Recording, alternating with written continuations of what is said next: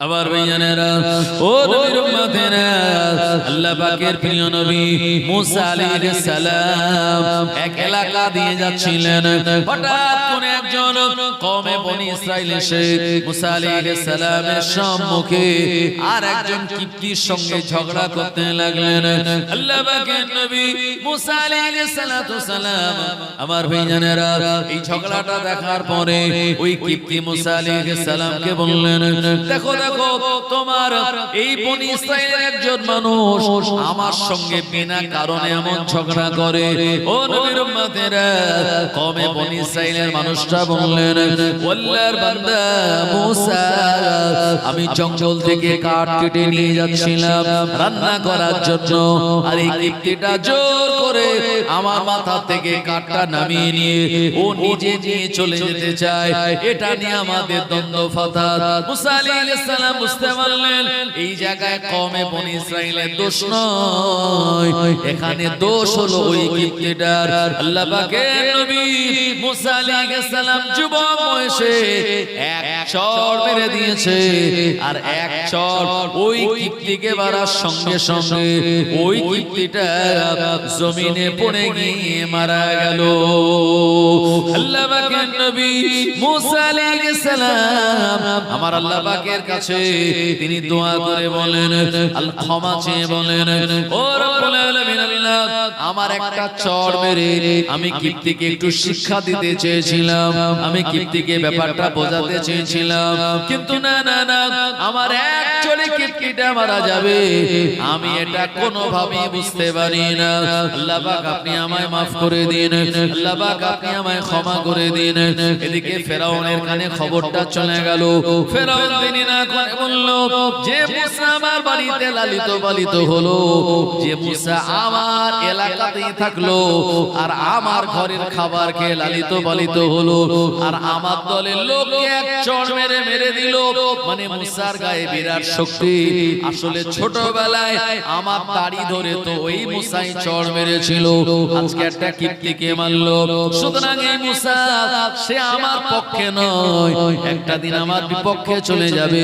ফেরাউন দেরি না করে চাইলো আল্লাহ পাকের প্রিয় নবী মুসা আলাইহিস সালামকে দুনিয়ার জমিন থেকে জনমের মতো খতম করে দিতে।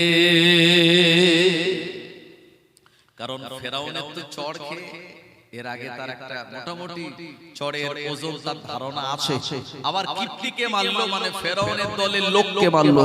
ফেরাউন বলে, ধরে আনো মুসাকে, আর আমি তাকে পানিশমেন্ট হিসাবে এই দুনিয়া থেকে তাকে বিদায় করে দেব। মুসা আলাইহিস সালাম যখন যুবক, মুসা আলাইহিস সালাম চিন্তা করলেন, ফেরাউন যখন আমায় গ্রেফতারি পরোয়ানা জারি করে দিয়েছে, তো এই গ্রেফতারি এড়ানোর জন্য আমাকে আর মিশরে থাকা যাবে না, আমাকে একটু মাদাইনে চলে যেতে হবে। তো মুসা আলাইহিস সালাম মিশর থেকে মাদাইনের দিকে রওনা হলেন, একদম একা, সঙ্গে কেউ নাই, বোন নেই, মা নেই, সঙ্গে আসিয়াও নাই, তিনি একদম একা একজন যুবক এই মিশর থেকে চলে যাচ্ছেন মাদাইনে। আমার আল্লাহ পাকের নির্দেশ ছিল, ও মুসা তুমি আর মিশরে নয় বরঞ্চ মাদাইনের দিকে চলে যাও, কারণ যেখানে নবীর অত্যাচারিত হয়েছে আমার আল্লাহ পাক সেই জায়গা থেকে তাদের জায়গাটা পরিবর্তন করে অন্য জায়গায় চলে যাওয়ার জন্য বলেছেন। আমাদের প্রিয় নবীকেও আল্লাহ নির্দেশ দিয়েছিলেন মক্কা ছেড়ে মদিনাতে যাওয়ার জন্য। আমার ভাইজানেরা, জওয়ানেরা, যুবকেরা, তো মুসা আলাইহিস সালাম তিনি দুপুরবেলা থেকে হাঁটা শুরু করলেন। হাঁটতে হাঁটতে হাঁটতে হাঁটতে অনেকটা দূর চলে গেলেন, আর যেতে যেতে দেখা গেল বিকাল পেরিয়ে সন্ধ্যা কাছাকাছি সময় চলে আসলো। মুসা আলাইহিস সালাম সারাদিন তার খাওয়া দাওয়া হয়নি, এত দুর্গম রাস্তা, পাহাড়ি রাস্তা। ভাই আমাদের এলাকার রাস্তাগুলো সমতল রাস্তা, তাই না? আর আপনি যখন সৌদিতে যাবেন, মিশরে যাবেন, লেবাননে যাবেন, ইয়ামানে যাবেন, সেসব জায়গাতে পাহাড়ি রাস্তা, উঁচু নিচু ঢালু রাস্তা। শুধু মক্কা শরীফেই পাহাড় আছে আপনার 6000-এর মতো। আমার ভাইজানেরা, এই পাহাড়ি রাস্তা, মাঝে মাঝে মরুভূমি, এই রকম উঁচু নিচু রাস্তা দিয়ে যেতে যেতে মুসা আলাইহিস সালাম ক্লান্ত হয়ে গেলেন। আল্লাহ পাকের প্রিয় নবী মুসা আলাইহিস সালাম একটা গাছের তলায় তিনি বসে গেলেন। এই গাছটা ছিল খেজুর গাছ। এই খেজুর গাছের গোড়ায় তিনি বসে বসে একটুখানি বিশ্রাম নেন, আর আমার আল্লাহ রাব্বুল আলামিনকে বলেন, ও রাব্বুল আলামিন আল্লাহ, আমি এমন করে মুসা মিশর থেকে মাদাইনের দিকে যাই। আল্লাহ আজকে রাতের বেলা আমি কোন জায়গায় থাকবো, আল্লাহ আমি কি খাবো, কোন ঘরেতে আমি অবস্থান করব, ও রব্বুল আলামিন আল্লাহ আমি কিছুই জানি না। আল্লাহ আমি এমন করে নতুন অজানা এক রাস্তার উপর দিয়ে যাচ্ছি। আল্লাহ পাক আপনি আমার জন্য যেমন রাস্তা দেখিয়ে দেন, আল্লাহ আপনি আমার জন্য থাকা খাওয়ার বন্দোবস্ত করে দেন। কারণ আমি নবী মুসা দুনিয়ার কোন মানুষের উপরে নয়, আমি ভরসা রাখলাম আপনার উপরে। জোরে বলুন সুবহানাল্লাহ। আমার আল্লাহ পাক কোরআন মাজিদে শুনিয়েছেন, ওয়ালা তাহিনু ওয়ালা তাহজানু ওয়া আনতুমুল আ'লাউনা ইন কুনতুম মুমিনিন। তোমাদের কোনো চিন্তা নাই, তোমাদের কোনো পেরেশানি নাই, দুনিয়া জমিনে তোমরাই বিজয়ী হতে পারবে, তবে শর্ত হলো তোমাদের মুমিন হওয়া লাগবে। মুসা আলাইহিস সালাম মুমিন তো বটে, আল্লাহর একজন প্রিয় পয়গম্বর। মুসা আলাইহিস সালাম ওই গাছের তলায় তিনি হাঁটু দুটো উঁচু করে তার হাত দুটো হাঁটুর উপরে রেখে আর মাথাটা তানার দুটো হাতের উপরে রেখে মুসা আলাইহিস সালাম বসে আছেন।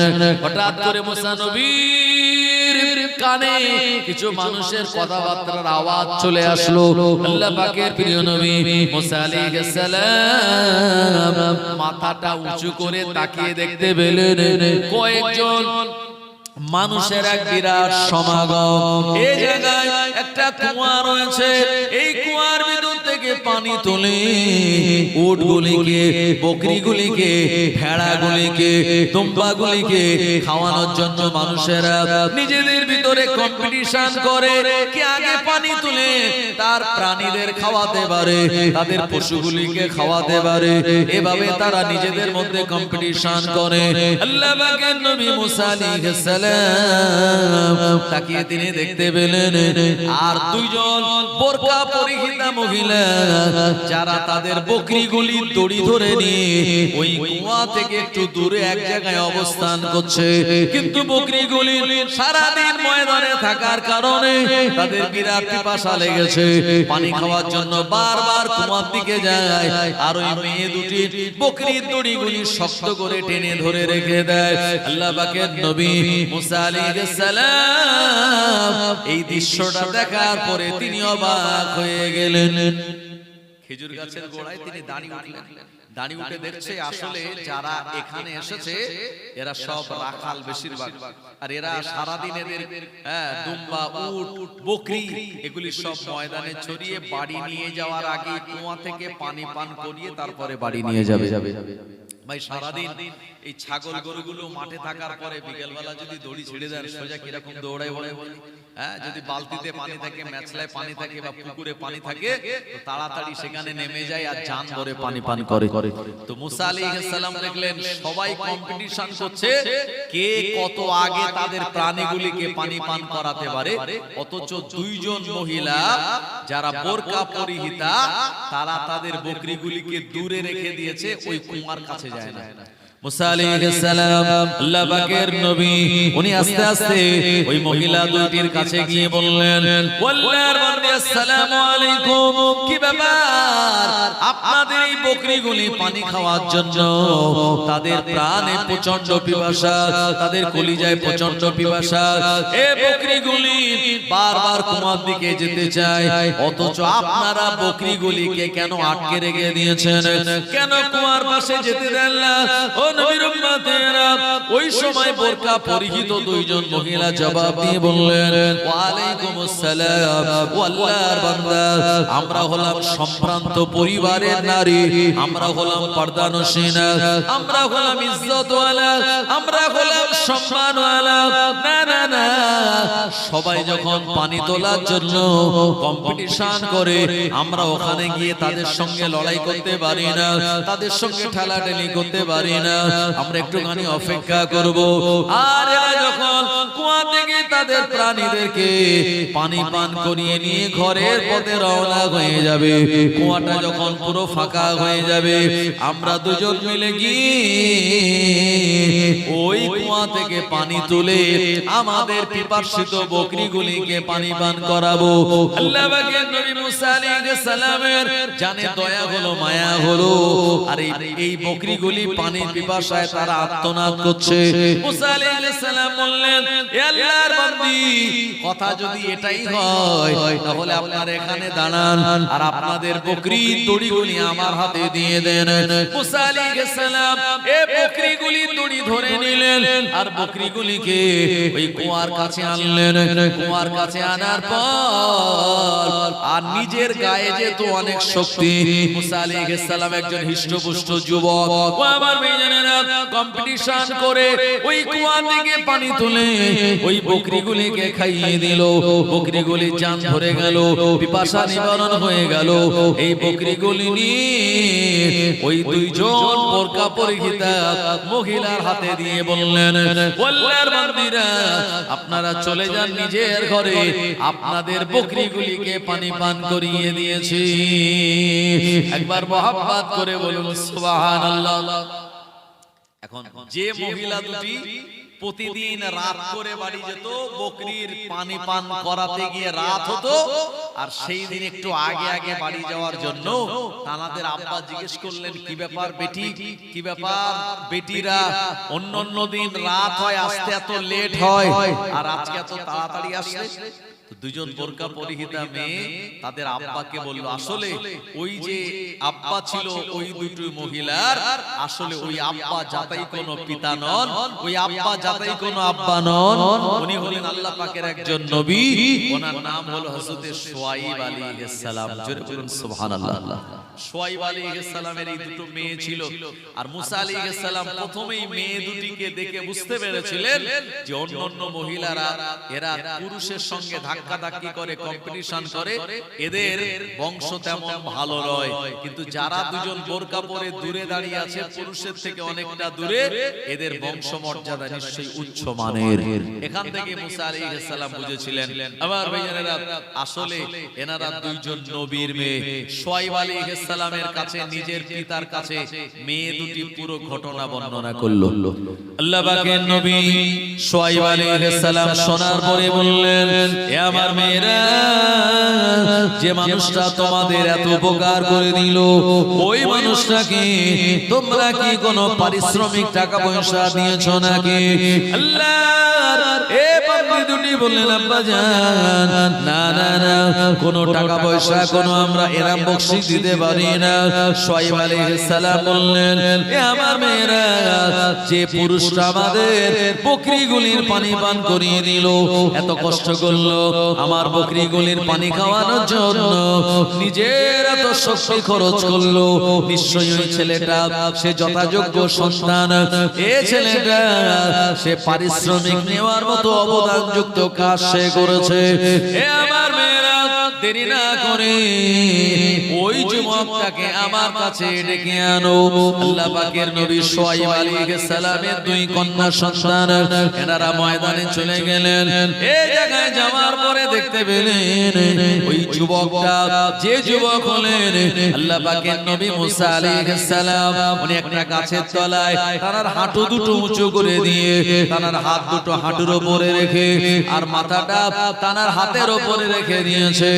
এই দুইজন মাসুম, আমার ভাইজানেরা, এই দুইজন মহিলা যখন চলে গেল, মুসা আলাইহিস সালাম ব্যাপারটা জানে না, মনে মনে বলে, আল্লাহ, আমি একজন মানুষকে চড় মারলাম, মানুষটা মারা গেল, কিপ্তিটা মারা গেল, ফেরাউন আমার বিরুদ্ধে গ্রেফতারি পরোয়ানা জারি করে দিল। আল্লাহ, আমি কোন জায়গায় যাব, রাতের বেলা আমি কি খাবো, কোন জায়গায় থাকবো, আমি কিছুই জানি না। ও রব্বুল আলামিন, আল্লাহ, তবে ভরসাটা আপনার উপরে করলাম, একটা ব্যবস্থা আপনি নিশ্চয়ই করে দেবেন। এমন সময় মুসা আলাইহিস সালাম কথাগুলি চিন্তা করেন। এই দুইজন মহিলা মুসা আলাইহিস সালামের কাছে এসে সালাম দিয়ে বললেন, আসসালামু আলাইকুম ইয়া আব্দুল্লাহ, আল্লাহর বান্দা তোমায় সালাম। মুসা আলাইহিস সালাম মাথা উঁচু করে দেখলেন আবারো দুইজন বোরকা পরিহিতা মহিলা। মুসা আলাইহিস সালাম বললেন, মান আনতা, তোমরা কে? আল্লাহ পাকের এ বান্দি দুইজন বললেন, ও নবী মুসা, ও যুবক, আমরা অন্য কেউ নই, আমরা হলাম, আমাদের ইতিপূর্বে আপনি ছাগলের পানি খাইয়ে দিয়েছিলেন, আমরা হলাম সেই দুইজন মহিলা। আমরা এসেছি আপনাকে নিয়ে যাওয়ার জন্য, আমাদের বাড়িতে পৌঁছে নিয়ে যাওয়ার জন্য। কারণ আমার আব্বা জান আমায় বলে দিয়েছে যে যুবক আমাদের বকরির পানি খাইয়ে দিল, ওই যুবকটাকে আমার বাড়িতে ডেকে আনো। এ কারণে আপনায় ডাকতে আসলাম। মুসা আলাইহিস সালাম তিনি আর দেরি না করে চিন্তা করলেন, ও রব্বুল আলামিন, রাতের বেলা কোথায় যাব, কি খাবো কোনো ঠিক নাই, অথচ দুইজন এই মহিলা যখন ডাকতে এসেছে, মুসা আলাইহিস সালাম উঠে দাঁড়িয়ে গেলেন এবং তাদের সঙ্গে রাস্তায় চলতে লাগলেন। মুসা আলাইহিস সালাম বললেন, এ মহিলা, না না না, আপনারা আমার পিছনে পিছনে চলুন, আর আমি আপনাদের সামনে যাব। কারণ আপনারা আমার সামনে চলবেন আর আমি পিছনে থাকবো, এটা খারাপ মনে হয়। এই কারণে আপনারা পিছন দিক দিয়ে রাস্তা বলবেন, আর আমি মুসা ওই রাস্তা দিয়ে সামনে এগিয়ে যাব। ও আমার ভাইজানেরা, এই পিছনে থাকা দুইজন মহিলা রাস্তা দেখালো। আল্লাহ পাকের নবী মুসা আলাইহিস সালাম পৌঁছে গেলেন ওই দুইজন মহিলার ঘরেতে। ওখানে যাওয়ার পরে দেখতে পেলেন আল্লাহর একজন নেক বান্দা, যিনি দুর্বল, যার শরীরটা খুব একটা হিষ্টপুষ্ট নয়, ও নবীর উম্মতেরা বসে আছে। মুসা আলাইহিস সালাম যাওয়ার সঙ্গে সঙ্গে ওই বয়স্ক মানুষটা সালাম দিয়ে বললেন, আসসালামু আলাইকুম। আল্লাহর বান্দা মুসা আলাইহিস সালাম সালামের জবাব যখন দিলেন, শুআয়ব আলাইহিস সালাম মুসা নবীর চেহারা দেখে বুঝতে পারলেন এই যুবকটা যাতেই কোনো যুবক নয়, এই যুবকটাই তো এ জামানার আগামী দিনের একজন নবী। আরো জোরে বলেন সুবহানাল্লাহ। একজন ভালো ইঞ্জিনিয়ার আর একজন ইঞ্জিনিয়ারকে চেনে, একজন ভালো হাফেজ আর একজন ভালো হাফেজকে চিনতে পারে, একজন ভালো আলেমকে চিনতে পারে, জানতে পারে, আর একজন নবী আর একজন নবীকে ভালোভাবে জানতে পারে, যিনি আগামী দিনের নবী। শুআয়ব আলাইহিস সালাম বললেন, যুবক তোমার নাম কি? মুসা আলাইহিস সালাম নিজের নাম বললেন। তো মুসা আলাইহিস সালামকে শুআয়ব নবী বললেন যে আপনি আমার এই মেয়ে দুটিকে এত হেল্প করলেন, এটার কারণ কি?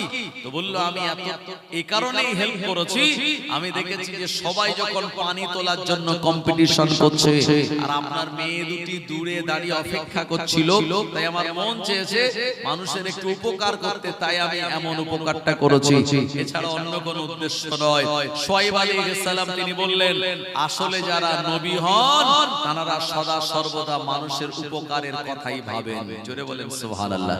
সুতরাং মুসা আলাইহিস সালামকে বললেন, আপনি এখন কোথায় যাবেন, কোথায় খাবেন? মুসা আলাইহিস সালাম পুরো ঘটনা বললেন, কোথায় যাব সেটাও জানি না, কি খাবো সেটাও জানি না, রিজিকের মালিক যেহেতু আল্লাহ, তো ভরসা করেছি আল্লাহর উপরে। আসলে এই ঘটনা, দুজন ঝগড়া করছিল, একজন অভিযোগ করলো আর এক চড় মারলাম, লোকটা মরে গেল, আর ফেরাউন আমার বিরুদ্ধে গ্রেফতারি পরোয়ানা জারি করলো। সেই গ্রেফতারি থেকে বাঁচার জন্য আমি মিশর থেকে মাদাইনের দিকে যাচ্ছিলাম, প্রতিমধ্যে আল্লাহ আপনার ঘরে আমায় এনে দিয়েছে। শুআয়ব আলাইহিস সালাম বললেন, এ মুসা, এ আল্লাহর বান্দা, তুমি চিন্তা করো না, আমার ঘরেতেই তোমার অবস্থান স্থল, আর খাদ্য খোরাকের সব বন্দোবস্ত আমি এখানেই তোমার জন্য করব। একবার জোরে বলুন সুবহানাল্লাহ। মুসা আলাইহিস সালাম চিন্তা করলেন, আল্লাহ আপনি ব্যবস্থা করে দিয়েছেন এখানে খাওয়ার থাকার জন্য। মুসা আলাইহিস সালাম ওখানে অবস্থান করলেন। অবস্থান করার সময় বেশ কয়েক বছর কেটে গেল। মুসা আলাইহিস সালাম ওই বাড়িতে কিছু কাজকাম করেন, তার ছাগলের যে পাল আছে এগুলি দেখাশোনা করেন। শুআয়ব আলাইহিস সালাম খুব ভালো করে পরীক্ষা নিরীক্ষণ করে তিনি বুঝতে পারলেন ইনি নিশ্চিত রূপে আগামী দিনের একজন নবী। তাই শুআয়ব আলাইহিস সালাম তারও বয়স হয়ে গিয়েছিল, তিনি চাইলেন এরকম একজন ভালো যুবক আগামী দিনের যিনি নবী তাকে আমি হাতছাড়া করতে পারি না। শুআয়ব আলাইহিস সালাম প্রস্তাব দিয়ে বললেন, ও আল্লাহর বান্দা মুসা, তুমি যুবক, তোমার বিবাহ শাদী হয়নি, সুতরাং তুমি যদি আমার বাড়িতে এখানে অবস্থান করো আর আমার কন্যাকে যদি বিবাহ করে নাও, তাহলে এই বাড়িতে তোমার বসবাসের বেশি আরো অধিকার জন্মাবে এবং এই শ্বশুরের ঘরে তুমি অবস্থান করবে, আর আমার মেয়েটাকেও আমি তোমার সঙ্গে বিয়ে দিয়ে আমিও চিন্তা মুক্ত হতে পারবো। এই প্রস্তাবে তুমি কি রাজি আছো? মুসা আলাইহিস সালাম তিনি আল্লাহর কাছে শুকরিয়া আদায় করে বলছেন, আল্লাহ, আমার সত্যিই তো বয়স এখন যুবক, আমারও বিবাহ শাদী করার প্রয়োজন, আর এই সময় যখন একটা সুপাত্রী আপনি সন্ধান করে দিয়েছেন আল্লাহ, তখন এই সুযোগ হাতছাড়া করার কোনো জায়গা নাই। আল্লাহ তাআলার পক্ষ থেকেও গ্রিন সিগন্যাল আসলো, আর মুসা আলাইহিস সালাম তিনি বিবাহ করে নিলেন ওই শুআয়ব আলাইহিস সালামের কন্যাকে। একবার জোরে বলুন সুবহানাল্লাহ। আর বিবাহ করার পরে আরো 10 বছর তিনি শ্বশুরের ঘরে অবস্থান করলেন। ভাই মুসা আলাইহিস সালাম শ্বশুর বাড়ি 10 বছর ঘর জামাই হিসাবে তিনি ছিলেন। তারপরে মুসা আলাইহিস সালাম যখন চিন্তা করলেন মাঝখানে অনেক বছর পেরিয়ে গেল, একজনকে নাই চড় মেরে হত্যাই করেছিলাম, ইচ্ছাকৃত নয় অনিচ্ছাকৃত, অনেক বছর পেরিয়ে গেল, তো যাই একবার আল্লাহর একত্ববাদের বাণীর দাওয়াত নিয়ে ওই মিশরের জমিনে সেখানে ফেরাউনকে গিয়ে আমি কালেমার দাওয়াত দেব, তার কওমকে আমি কালেমার দাওয়াত দেব। শুআয়ব আলাইহিস সালামের কাছে বিদায় নিলেন। শ্বশুর মশাই মুসা আলাইহিস সালামকে যেটা দিয়েছিলেন ওটা হলো একটা আসা, যেটা হলো লাঠি। ভাই আমাদের এলাকায় মেয়ে বিয়ে হলে মেয়ের আব্বা ছেলের একটা বাইক দেয়, ঘর সাজানো জিনিস দেয়, এরপরে আরো কত কিছু, এসি ফ্রিজ থেকে শুরু করে কিছু বাদ যায় না। আর এ জামানায় বর্তমানে এমন পরিস্থিতি হয়েছে যে চাইবো না, না চাওয়াতেই যেন বেশি বেশি করে দেয়। কথা ঠিক কি না?